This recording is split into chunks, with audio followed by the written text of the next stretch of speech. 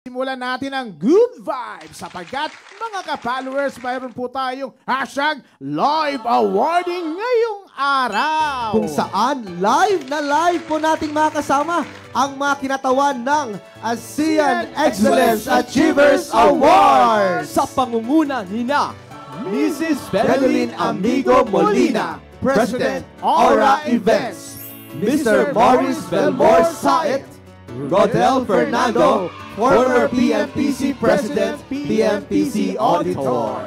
Congratulations!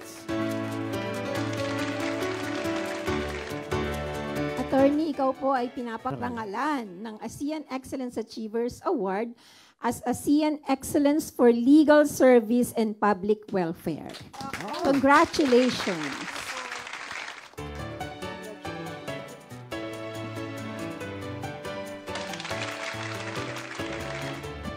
Maraming salamat po, Ma'am Benilyn, at siyempre sa ating kapatid na si Rodel ng PMPC sa ASEAN Excellence Achievers Awards 2025. At talagang makikita natin ang pagnanasa ng lahat para mabigyan ng legal at libreng serbisyo ang ating mga kababayan.